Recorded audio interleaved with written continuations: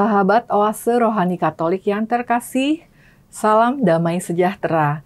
Apa kabar? Semoga kita semua selalu dalam keadaan baik, selalu dalam penyertaan dan pemeliharaan tangan kasih Tuhan. Senang sekali kita dapat berjumpa kembali dalam program Oase Rohani Katolik pada hari ini, hari Minggu Paskah ke-7, yang bertepatan dengan hari Minggu Komunikasi Sedunia. Bersama saya, Giovanna Sagita, dan pastor narasumber kita, Pastor Stefanus Berti Tio, MSC. Pastor Berti, apa kabar? Luar biasa, baik-baik, dan puji Tuhan, sehat. Puji Tuhan, Pastor Berti. Terima kasih sudah hadir untuk kita semua.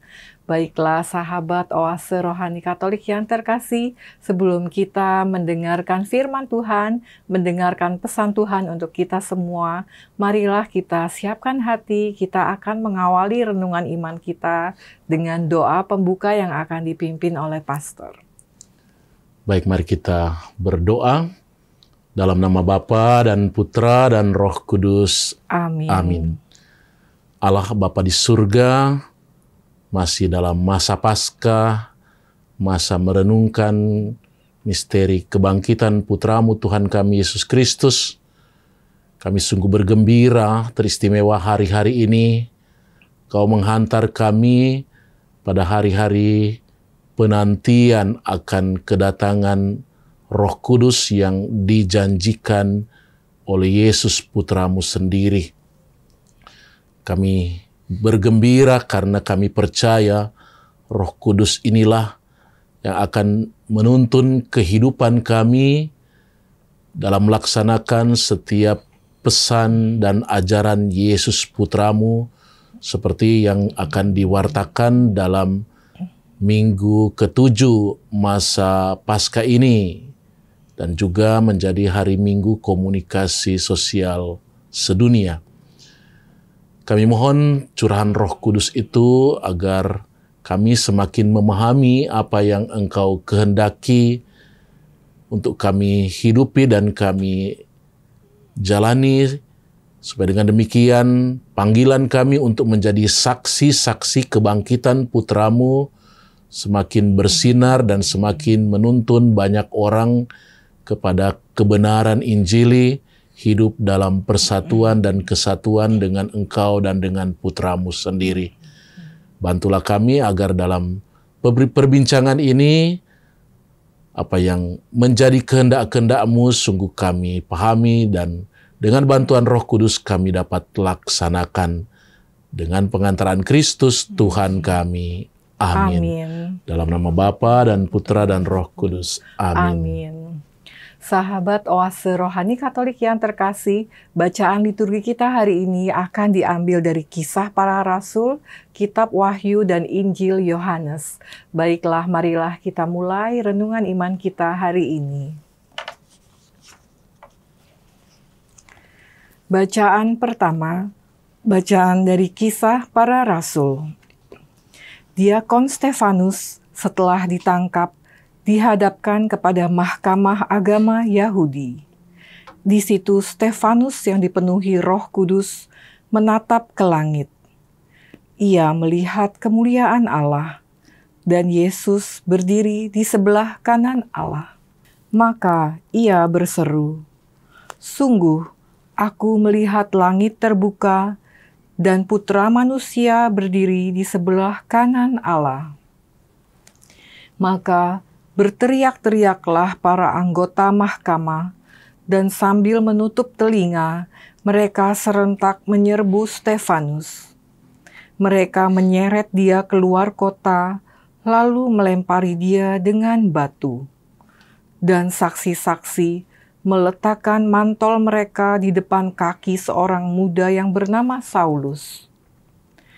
Sementara dilempari batu, Stefanus berdoa, "Ya Tuhan Yesus, terimalah rohku."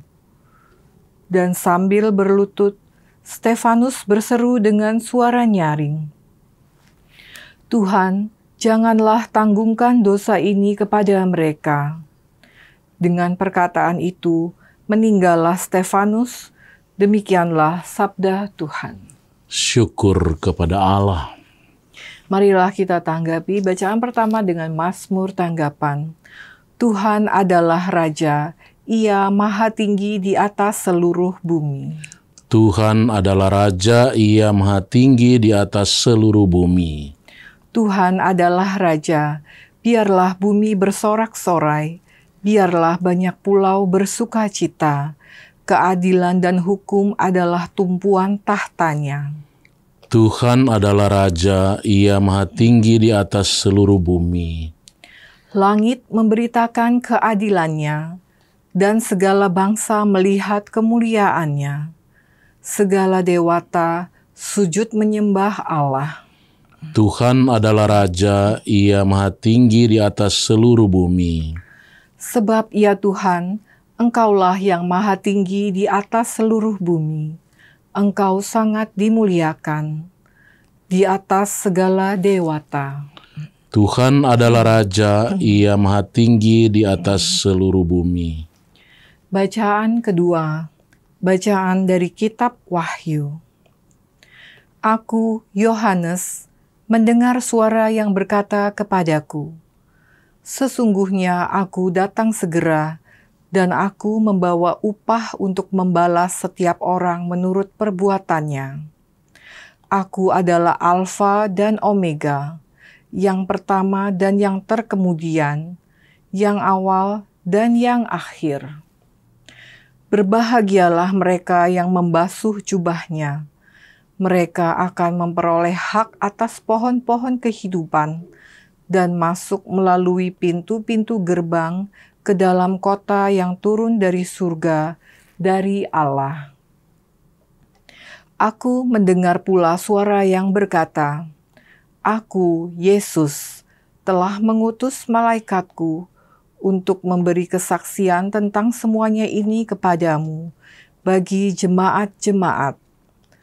Aku adalah Tunas, yaitu keturunan Daud, bintang timur yang gilang gemilang. Roh dan pengantin perempuan itu berkata, Marilah, dan siapa saja yang mendengarnya, hendaklah ia berkata, Marilah. Siapa saja yang haus, hendaklah ia datang, dan siapa saja yang mau, hendaklah ia mengambil air kehidupan dengan cuma-cuma. Ia yang memberi kesaksian tentang semuanya ini berfirman, Ya, aku datang segera. Amin, datanglah Tuhan Yesus. Demikianlah sabda Tuhan. Syukur kepada Allah. Sahabat Oase Rohani Katolik yang terkasih, sekarang marilah kita siapkan hati dan budi kita untuk mendengarkan bacaan Injil yang akan dibawakan oleh pastor. Bait pengantar Injil. Haleluya, haleluya, haleluya, haleluya, haleluya, haleluya. Haleluya, haleluya, haleluya, haleluya, haleluya, haleluya. Aku tidak akan meninggalkan kamu sebagai yatim piatu. Aku akan datang kembali kepadamu, dan hatimu akan bersuka cita. Haleluya, haleluya, haleluya, haleluya, haleluya, haleluya. Tuhan bersamamu Dan bersama rohmu. Inilah Injil suci menurut Yohanes. Dimuliakanlah Tuhan. Dalam perjamuan malam terakhir, Yesus menengadah ke langit dan berdoa bagi pengikutnya.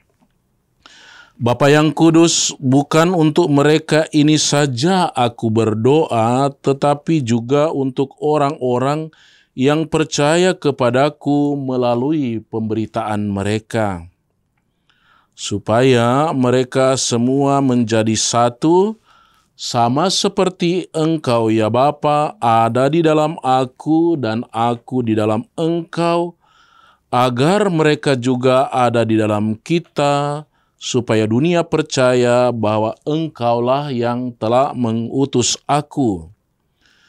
Aku telah memberikan kepada mereka kemuliaan yang Engkau berikan kepadaku, supaya mereka menjadi satu sama seperti kita adalah satu. Aku di dalam mereka dan Engkau di dalam aku, supaya mereka menjadi satu sama dengan sempurna, agar dunia tahu bahwa Engkau yang telah mengutus aku, dan bahwa Engkau mengasihi mereka sama seperti Engkau mengasihi aku. Ya Bapa, aku mau supaya dimanapun aku berada, mereka juga berada bersama-sama dengan aku, yaitu mereka yang telah Engkau berikan kepadaku, agar mereka memandang kemuliaanku yang telah Engkau berikan kepadaku. Sebab Engkau telah mengasihi aku sebelum dunia dijadikan. Ya Bapa yang adil, memang dunia tidak mengenal Engkau, tetapi aku mengenal Engkau, dan mereka itu tahu bahwa Engkaulah yang telah mengutus aku. Dan aku telah memberitahukan namamu kepada mereka, dan aku akan memberitahukannya, supaya kasih yang Engkau berikan kepadaku ada di dalam mereka dan aku di dalam mereka. Demikianlah sabda Tuhan. Terpujilah Kristus. Baiklah sahabat Oase Rohani Katolik yang terkasih, kita sudah mendengarkan bacaan liturgi kita minggu ini. Sekarang marilah kita mendengarkan renungan iman yang akan disampaikan oleh Pastor Berti. Silakan, Mas. Ya, baik. Bapak, Ibu, Saudara dan Saudari, pencinta Oase Rohani Katolik. Kita baru saja mendengar bacaan-bacaan ya yang sungguh menggembirakan dan membawa harapan-harapan bagi kita. Bacaan pertama berkisah tentang Stefanus ya. Tokoh yang kita kenal sebagai satu dari ketujuh diakon dalam jemaat perdana, yang memberikan kesaksian yang menarik tentang ya, dalam peristiwa itu ya, dia dirajam, tetapi sebelum mati dia tidak segan-segan memberi kesaksian di hadapan lawan-lawannya tentang apa yang ia yakini dan yang ia lihat ya. Ia melihat kemuliaan Allah, di mana Allah dan Yesus ya bersatu, dan ya, dia melihat itu sebagai satu realitas yang membawa dia justru berpengharapan memandang itu dan bagaimana bisa menikmati. Nah, yang kedua, kesaksian tentang seorang murid yang memang dipenuhi oleh Roh Kudus sehingga bisa melakukan apa yang Yesus bisa dan telah lakukan. Yaitu kita tahu bagaimana Yesus sebelum wafat ya mengampuni orang-orang yang menyalibkan dia kan. Dan ini juga ternyata dibuat oleh Stefanus. Ya, Pastor. Dia dalam kuasa Roh Kudus yang memenuhi dirinya itu juga mendoakan mereka yang merajamnya supaya Tuhan jangan memberi atau menanggungkan dosa mereka. Kuasa mengampuni itu adalah kuasa yang Yesus miliki, yang dianugerahkan pada orang melalui Roh Kudus. Ya. Sehingga kita bisa memiliki daya dan kemampuan Yesus, tapi melalui Roh Kudus itu. Dan justru itulah yang sekarang kan kita doakan lewat novena kedatangan Roh Kudus, karena minggu depannya kita akan merayakan Hari Raya Pentakosta. Supaya ini menyemangati kita yang lagi giat-giat bernovena, supaya sungguh-sungguh meyakini bahwa yang kita nantikan bukan barang biasa, tapi sesuatu yang sungguh luar biasa, sebuah anugerah yang dari Allah sendiri dan akan menganugerahkan kepada kita kemampuan-kemampuan yang Allah miliki. Ya, seperti yang telah terjadi pada Stefanus itu, ya, supaya kita lebih bersemangat lagi ya. Kita ini pada hari-hari novena, ya, supaya rahmat Roh Kudus itu memang kita hayati dan kita bisa rasakan. Nah, apa yang dilihat oleh Stefanus tentang kemuliaan Allah, itulah yang digambarkan dalam bacaan kedua tadi dari kitab Wahyu. Karena kitab Wahyu melukiskan tentang kemuliaan Allah, ya, di mana anak Allah, Yesus, ya, yang justru ya memberikan sebuah warta bahwa ia akan datang segera. Jadi kita memandang jauh ke depan sana sebuah kemuliaan, tetapi yang ada di sana menyatakan diri bahwa ia akan datang. Nah, itu membuat kita beriman, kita menjadi manusia-manusia beriman dalam pengharapan akan kedatangannya. Jadi kita terus dalam sebuah suasana menantikan kedatangan Yesus. Dan istilah menantikan ini secara nyata kita alami juga pada hari-hari novena ini. Sambil berdoa, kita menantikan kedatangan Roh Kudus, kedatangan Yesus sendiri sebenarnya. Nah, sehingga apa yang dilukiskan oleh kitab Wahyu itu tidak sekedar sebuah cerita, tetapi sebuah cerita yang akan terrealisasi. Ya. Dan itu sekali lagi tentu membangkitkan pengharapan kita bahwa mengatakan Yesus akan datang itu bukan sebuah khayalan doang, tetapi sebuah harapan yang akan terrealisasi. Nah, sementara dalam bacaan ketiga atau bacaan Injil tadi kita mendengar suatu doa Yesus, doa Yesus yang sangat menjadi sangat terkenal dengan kata-kata ut unum sint. Semoga mereka bersatu. Kata-kata yang mungkin menginspirasi kita punya Bapak Suci Paus Leo ke-14 ini, sehingga dia mempunyai moto in illo uno unum, di dalam Yesus yang satu semoga kita bersatu. Nah, berarti apa? Kesatuan itu adalah suatu tema atau pokok penting dari hidup beriman akan Yesus. Karena apa? Di dalam cerita tadi, Yesus dan Bapa satu. Dan ia menghendaki agar kesatuan Yesus dan Bapanya itu juga dialami oleh murid-murid, ya termasuk kita ya. Jadi kita akan mengalami kesatuan Yesus dan Bapanya. Lalu persatuan itu kemudian berkembang menjadi sebuah amanat bahwa kalau begitu kita juga murid-murid bersatu dong, gitu ya. Maka dan untuk itulah justru Yesus berdoa banyak untuk kita, dan dia katakan tadi bukan untuk murid-murid ini saja, tetapi mereka semua yang percaya pada pemberitaan mereka. Berarti kita kan yang percaya dan termasuk itu ya. Nah, mengalami itu juga, menerima dan mengalami kesatuan Yesus dan Bapanya, yang kemudian juga berbuah pada kesatuan kita sebagai murid-murid. Tapi itu bukan cuma murid-murid, kesatuan kita dengan sesama manusia pada umumnya. Bahkan sekarang gencar orang berbicara tentang keutuhan ciptaan, berarti kesatuan kita manusia dengan alam ciptaan secara umum, secara luas gitu. Nah, tema kesatuan dan persatuan ini, Yesus dan Bapanya satu, itulah kemuliaan Allah yang abadi dan kekal, yang menjadi pengharapan kita, tetapi diminta untuk menjadi perjuangan kita di dunia ini. Nah, kurang lebih itulah garis besar bacaan. Iya, terima kasih Pastor untuk renungan iman yang diberikan untuk kita semua.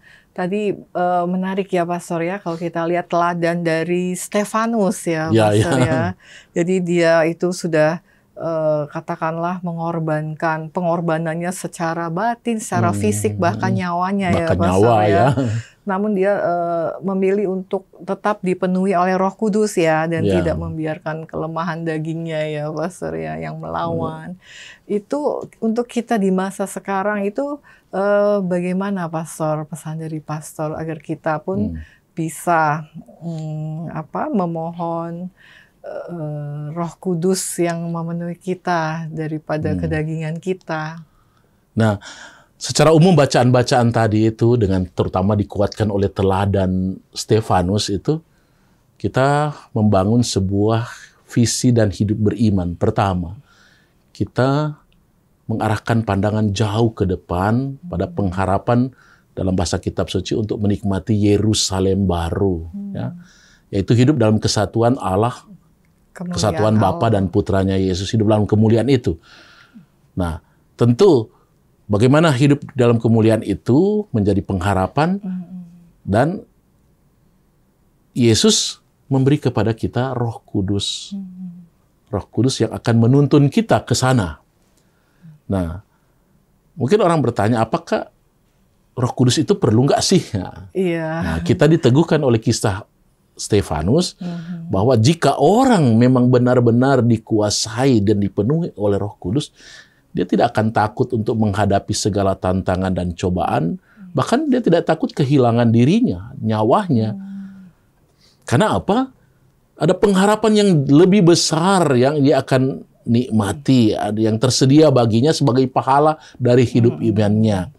Yaitu bukan hanya memandang, tetapi nanti berada dalam kemuliaan itu.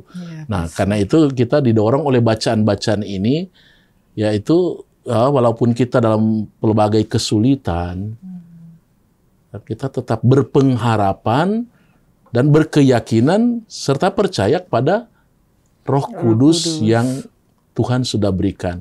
Saat pembaptisan pun sudah diberikan. Nah, itulah masalahnya kan. Kita dibaptis dalam nama Roh Kudus, ya, dan juga bahkan secara sakramental kita sudah menerima Roh Kudus lewat sakramen penguatan, krisma. Jadi mestinya tidak ada orang yang mengatakan dan ragu-ragu, aku punya nggak Roh Kudus. Tinggal masalahnya mungkin bagaimana menghayati bahwa aku itu dipenuhi oleh Roh Kudus. Roh Kudus bukan tidak ada, sudah ada di dalam diri kita, tetapi mungkin yang lebih terjadi karena kita lebih membiarkan roh kita sendiri yang dominan, sehingga Roh Kudus itu ya macam terpendam atau tertutupi. Nah, kini kita diingatkan kembali untuk memberi ruang bagi Roh Kudus. Supaya dengan kekuatan Roh Kudus itu kita bisa buat banyak hal. Iya, gitu. iya, amin, Pastor. Salah satunya kita bisa memanfaatkan juga novena Roh Kudus ini. Ya, Pastor, itulah supaya memang kita sungguh-sungguh bisa dapat 7 karunia Roh Kudus ya, Pastor. Itu sebenarnya sudah dapat ya, kita sudah dapat, tetapi mungkin kita diperbaharui lagi ya, di semangat dan kesadaran, semangat dan daya juang kita untuk menghidupi kurnia-kurnia Roh Kudus itu. Artinya ketika kita menerima Roh Kudus, kurnia itu sudah juga dicurahkan, tetapi ya mungkin kita kurang mengoptimalkan. Nah, melalui novena ini kita dihangatkan lagi, dan mudah-mudahan melalui Hari Raya Pentakosta kita sungguh diyakinkan lagi bahwa kita manusia-manusia yang terberkati, diberi Roh Kudus untuk melakukan apa yang Tuhan kehendaki. Ya, amin, Pastor. Dan juga tadi dari bacaan Injil itu juga memberikan pesan pada kita bahwa Yesus sangat mengasihi kita ya, Pastor. Bahkan mendoakan kita semua juga yang percaya padanya, melintasi ruang dan waktu. Mungkin tidak terbatas murid-murid saat itu ya, Pastor ya. Nah, itulah luar biasanya Yesus ya. Dia tidak hanya mendoakan mereka yang ada di depan matanya, tapi semua yang akan percaya pada pemberitaan mereka, berarti sampai dengan kita yang sekarang. Iya, sekalipun kebersamaan Yesus dengan muridnya sudah berakhir, tetapi karya keselamatannya terus berlangsung ya, Pastor. Ya, itulah melalui Roh Kudus tadi. Yesus hadir terus di tengah dunia melalui Roh Kudus tadi, yang dia sudah katakan, aku akan mengutus, dan ya kehadirannya sekarang sih kan kita alami dalam bentuk kehadirannya secara Roh Kudus. bukan Iya, lagi Pastor. kehadiran fisik ya, karena secara fisik lah kita imani Yesus sekarang dalam credo dikatakan sudah duduk di sisi kanan Bapa. Iya. Tapi kita percaya Yesus tetap ada Akan dan datang. bersama kita karena hadir secara roh gitu. Karena seperti Yesus sampaikan juga, Yesus memberikan penolong yang lain, yaitu Roh Kudus Ya. itu ya, Pastor ya. Di tempat lain bahkan disebut penghibur karena memang Penghibur dan sungguh penolong. perannya itu menolong dan menghibur kita. Iya. Baik. Terima kasih Pastor Berti untuk inspirasi iman yang telah disampaikan untuk kita semua. Sahabat Oase Rohani Katolik yang terkasih, kita akan melanjutkan perbincangan iman kita di sesi kedua. Sebelumnya, kita akan jeda sejenak. Tetaplah bersama kami.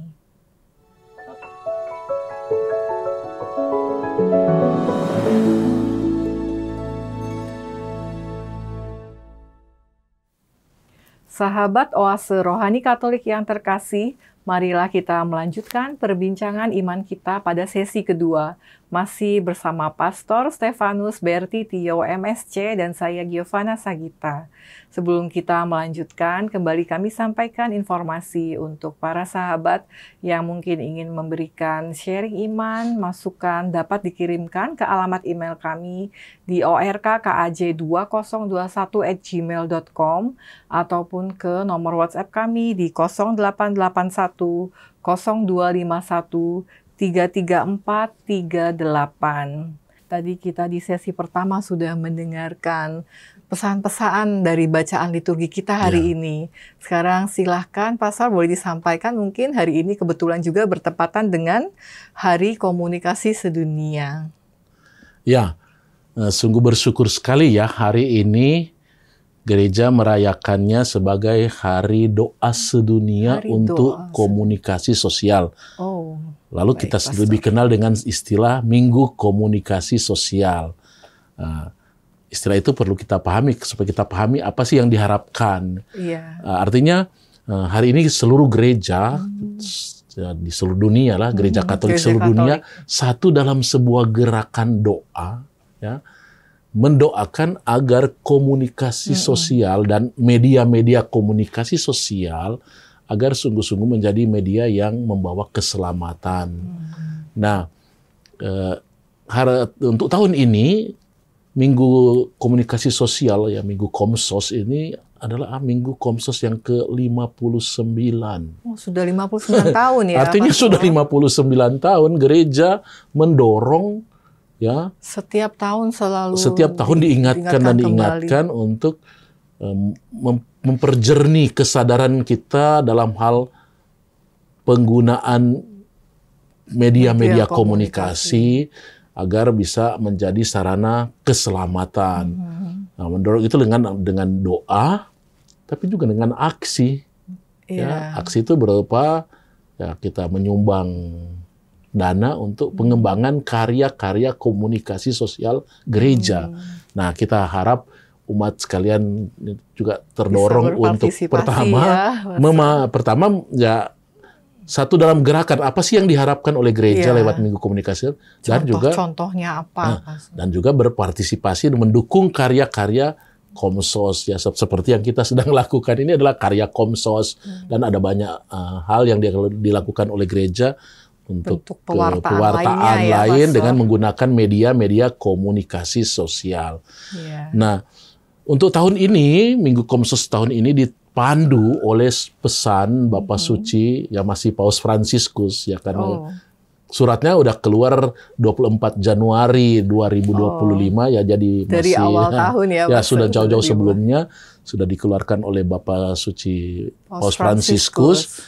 Suatu ya ulasan lah, suatu pesan ya dengan judul berbagilah dengan lemah lembut pengharapan yang kamu miliki. Nah, itu terinspirasi dari surat pertama Rasul Petrus pasal 3 ayat 15 ya. Nah, beberapa poin yang saya mau angkat dan ingatkan kita lewat surat itu supaya menjadi pokok refleksi bersama. Iya, baik, Pastor. Yang pertama, Bapak Suci mengingatkan kita bahwa perkembangan dunia komunikasi melalui pelbagai bentuk media komunikasi, sayangnya sekarang kok menjadi sesuatu yang menakutkan, ya, yang mestinya membawa kabar gembira, tetapi kenapa menakutkan? Karena media komunikasi sekarang ditandai dengan disinformasi, ya. Kita kalang kabut dengan informasi, mana yang benar, mana yang salah, kita sudah tidak tahu lagi, begitu. Semua orang menjadi sumber informasi dan bertebaran di pelbagai media, informasi-informasi yang membuat orang, mana sih yang benar? Iya. Kadang tidak ada pegangannya juga ya, Pastor, ya, berdasarkan karena semua orang views ngomong. atau berdasarkan apa. Lalu celakanya lagi, media komunikasi itu sering dimanipulasi. Dipakai untuk membangkitkan pertentangan, perseteruan, dan membangun opini-opini publik yang kadang-kadang keliru. Jadi kayak kebenaran palsu yang sengaja diciptakan ya, Pastor. Kita kan menyaksikan sekarang, kadang orang pikir apa yang banyak diulas, apa yang banyak diomong, apa yang viral, itu yang benar. Kan belum tentu. Nah, karena itu, lewat Minggu Komunikasi Sedunia ini, lewat suratnya, Bapak Suci mengingatkan kita untuk pertama, bahasanya melucuti atau menelanjangi kepalsuan-kepalsuan dalam media komunikasi. Berani kita untuk melihat, memilah-milah mana yang benar dan mana yang tidak benar, mana yang masih asli, mana yang sudah palsu gitu. Dan dengan kemampuan itu kita kemudian tahu mana yang bisa dimanfaatkan dan bagaimana memanfaatkannya dengan baik. Nah, dalam rangka memanfaatkan dengan baik, kita dituntun untuk pesan tadi. Berbagilah dengan lemah lembut pengharapan yang kamu miliki. Nah, pertanyaannya, apa sih pengharapan yang kita miliki terutama? Nah, dalam surat Rasul Petrus, pengharapan yang terutama yang harus kita miliki dan dibagikan adalah iman akan Yesus sebagai Tuhan. Nah, iman ini dikatakan oleh Rasul Petrus harus dipertanggungjawabkan pada orang yang bertanya kepada kita. Nah, jadi gitu. Artinya kalau orang tanya, kamu percaya siapa? Iya, kita jawab harus Yesus. Bisa. Nah, Yesus yang bagaimana? Nah, kita harus mempertanggungjawabkan. Nah, tapi dibarengi dengan pesan dalam rangka mempertanggungjawabkan itu, pertanggungjawabkanlah itu secara lemah lembut, ya, dengan penuh hati, ya. Nah, menggunakan hati, ya. Nah, kalimat ini, ya, kita masih menghantar kita kepada ensiklik Bapak Suci Paus Fransiskus yang terakhir di Lexit Nos.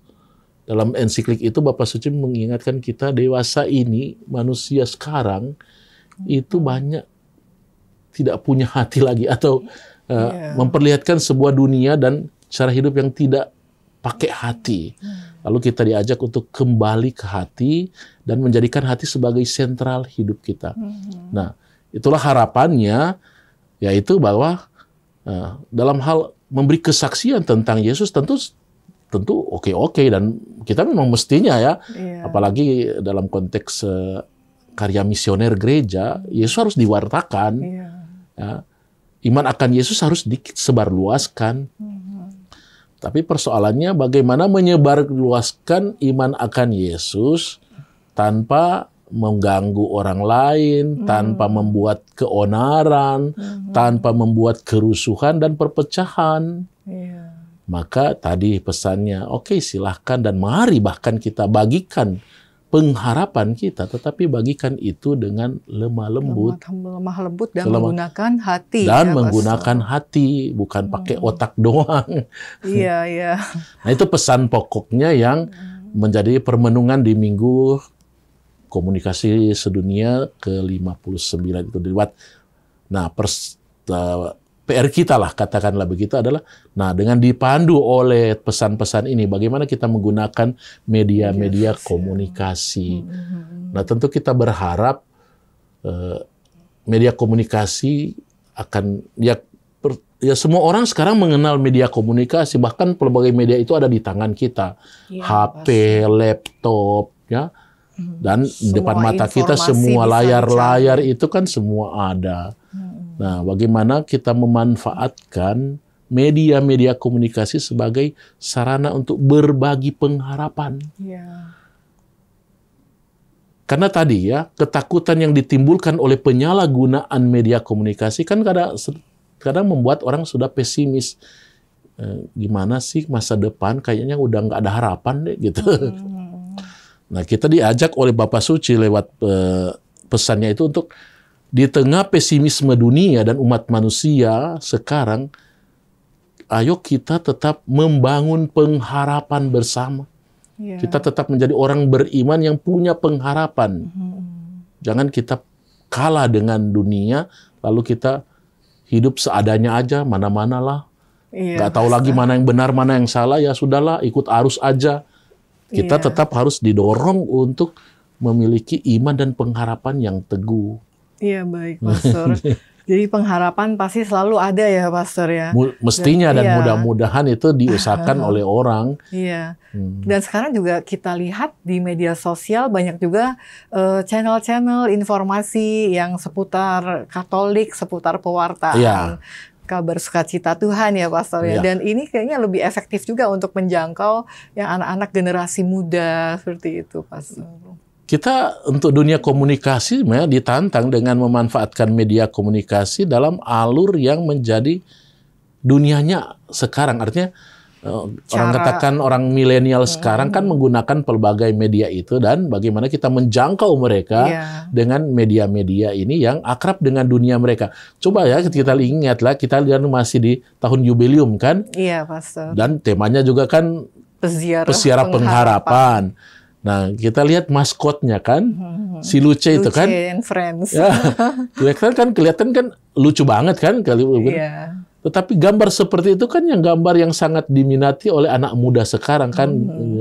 Deskripsi gambaran seperti itu kan yang akrab dengan mata anak-anak muda. Iya. Nah, kelompok sasaran ini dengan bantuan itu tersapa. Nah, persoalan kita adalah itu. Bagaimana pengharapan Kristiani kita itu kita sampaikan secara lemah lembut dan menyapa orang. Nah, ini memang menjadi PR ya, bagaimana mengolah sehingga juga pelbagai media terutama media Katolik yang disebut tadi yang menyampaikan rupa-rupa pesan-pesan Injil, ya kita tertantang ya untuk mengupayakan agar pesan-pesan Injil itu tersampaikan secara menarik, ya. Tapi tetap mendalam isinya, artinya ya tidak kehilangan mutunya, tetapi dalam bentuk yang mungkin sangat familiar untuk dunia di sekarang. Misalnya kan anak-anak sekarang kan banyak lihat, mereka senang, misalnya anak-anak pada umumnya senang dengan kartun-kartun kan. Nah, bagaimana menciptakan kartun-kartun rohani ya misalnya, yang membuat mereka akrab.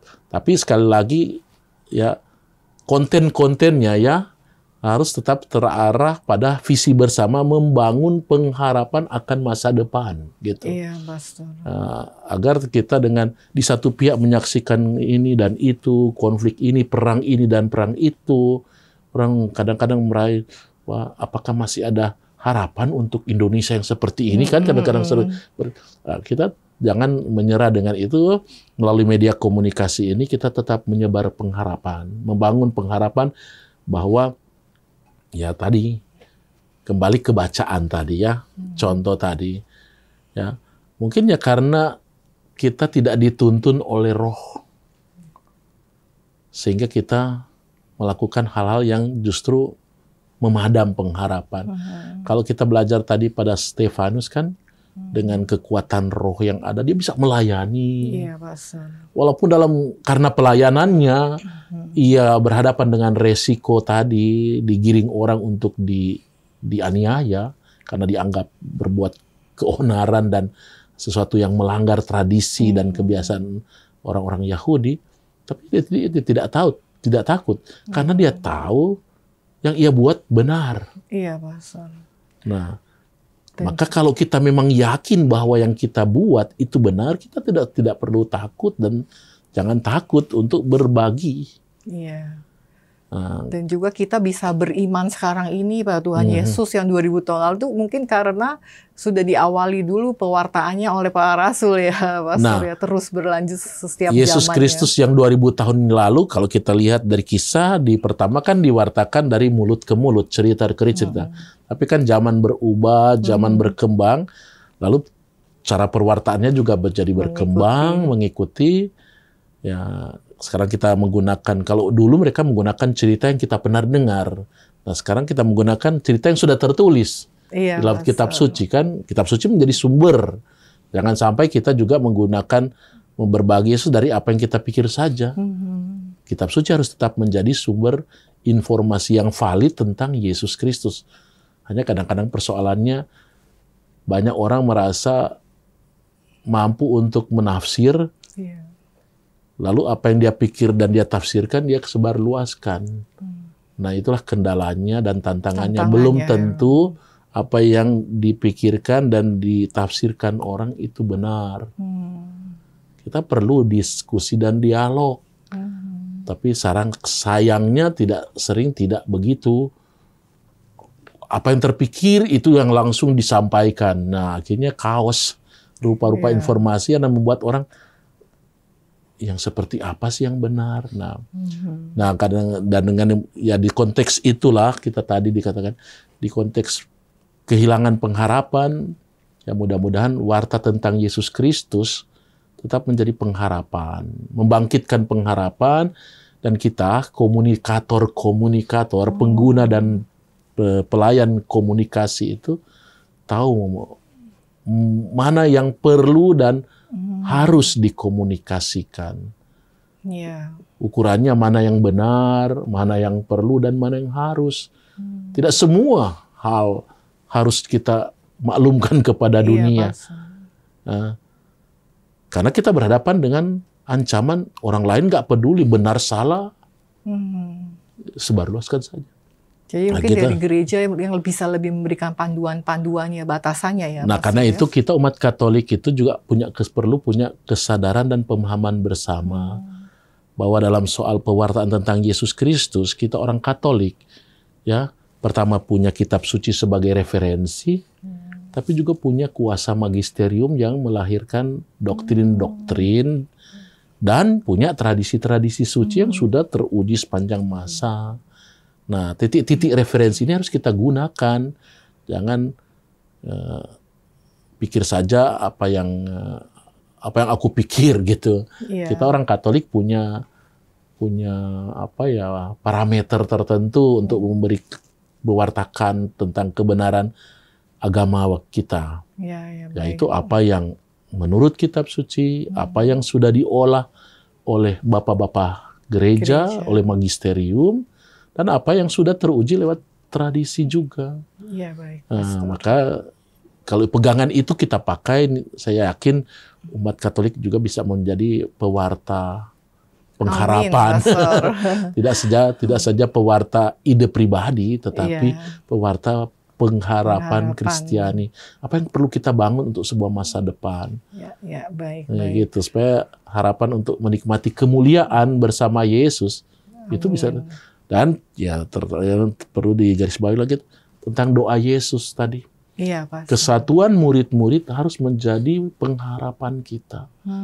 Jangan kita berdoa doang semoga kita bersatu, tetapi bagaimana kita bersatu? Nah, media komunikasi mari kita pakai untuk membangun persatuan dan kesatuan. Dulu TVRI punya slogannya membangun persatuan dan kesatuan bangsa.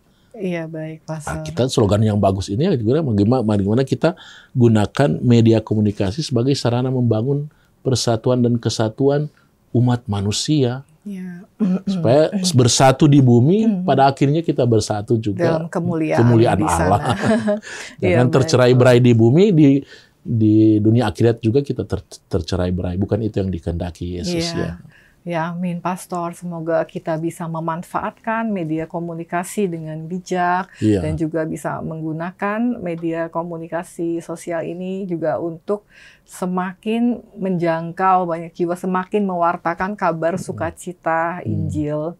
Pastor, mungkin untuk penutup, apakah boleh diberikan kembali poin penting dari renungan iman kita hari ini? Ya, beberapa poin. Ya, pertama, dalam konteks penantian Roh Kudus, mari kita percaya akan kedatangan Roh Kudus dan kuasanya. Yang kedua, dengan bantuan daya Roh Kudus, kita bisa mewujudkan apa yang menjadi doa Yesus demi persatuan dan kesatuan murid-murid Yesus dan semua orang yang percaya. Dan yang ketiga, kita gunakan media komunikasi terutama untuk membangun persatuan dan kesatuan itu supaya dunia ini semakin damai. Yesus kan datang damai sertamu, itulah harapan bersama ya.